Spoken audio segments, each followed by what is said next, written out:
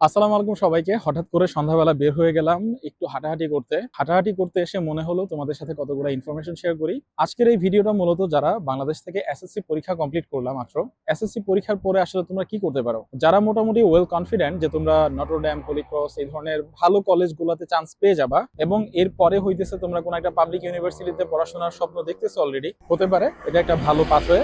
But তোমরা যারা well confident না যে তোমাদের পড়াশোনাটাতে কিছুটা চ্যালেঞ্জ আসতে পারে, লাইক তুমি হয়তো বা একটা ভালো কলেজে চান্স নাও পেতে পারো, একই সাথে আবার ভালো কলেজে পড়াশোনা করার পরে যে তুমি একটা ভালো ইউনিভার্সিটিতে পড়াশোনার সুযোগ পাবা, ওইটাও যদি তোমার জন্য চ্যালেঞ্জিং মনে হয়ে থাকে, তাহলে তোমাদের জন্য ডিফারেন্ট পাথওয়ে হচ্ছে বিদেশে পড়াশোনা করতে যাওয়া। এসএসসির পরে পড়াশোনা করতে বিদেশ যাওয়ার আমার মতে দুইটা অপশন তোমার জন্য ভালো হইতে পারে।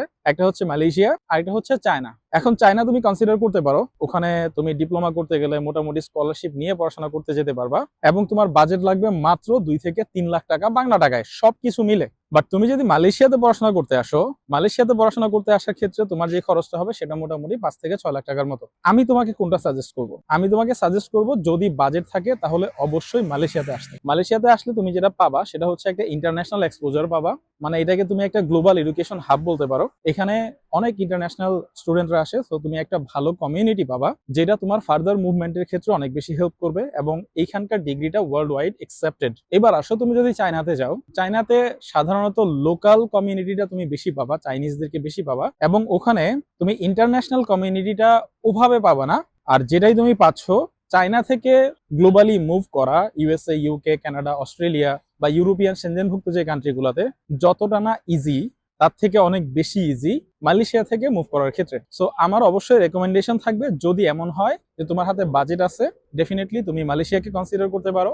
মালয়েশিয়াতে পড়াশোনা করতে আসলে তুমি অবশ্যই ডিপ্লোমাতে আসার চেষ্টা করো, কেননা ডিপ্লোমা এবং ব্যাচেলর মিলে তোমার 4 বছর 4.5 বছরের মধ্যে শেষ হয়ে যাচ্ছে। বাট তুমি যদি বাংলাদেশে পড়াশোনা করো তাহলে তোমার ইন্টারমিডিয়েট কমপ্লিট করতে মোটামুটি সময় লাগতেছে 2 বছর, এরপরে ব্যাচেলর আরো 4 থেকে 6 বছর। যদি সেশন জট থাকে তাহলে মোটামুটি ইন্টারমিডিয়েট এবং ব্যাচেলর মিলে তোমার 6 থেকে 8 বছরের মতো টাইম কিন্তু চলে যাচ্ছে। তো এই ক্ষেত্রে তুমি যেটা করতে পারো, তুমি মালয়েশিয়াতে আসলে 4 থেকে 4.5 বছরের মধ্যে তোমার ইন্টারমিডিয়েট এবং ব্যাচেলর দুইটারই সমমান যে কোর্স বা সমমান পড়াশোনা এটা কিন্তু শেষ হয়ে যাচ্ছে। তো অবশ্যই আমি তোমাদেরকে রেকমেন্ড করবো যাদের হাতে মোটামুটি 5 থেকে 6 লাখ টাকা বাজেট আছে তারা বাংলাদেশ থেকে চোখ বন্ধ করে মালয়েশিয়াতে চলে আসতে পারো এবং এইটা তোমার ফিউচার কেরিয়ার বিল্ড আপের জন্য অনেক বেশি হেল্পফুল হবে, কেননা এটা তোমাকে ফিউচারে এগিয়ে যেতে অনেক বেশি হেল্প করবে। তুমি সেলফ ডিপেন্ডেন্ট হইতে পারবা অনেক আগে থেকেই, বাবা মার প্রতি যে নির্ভরতা এটা কিন্তু কমে যাবে এবং একই সাথে বিদেশে তুমি যদি পড়াশোনা করতে আসো, এই যে সিস্টেমটা, এদের যে সিস্টেমটা, এই সিস্টেমটাই তোমাকে বাধ্য করবে ভালো কিছু করতে, যেটা বাংলাদেশে থাকতে তুমি আসলে কখনো রিয়েলাইজও করতে পারবা না। তো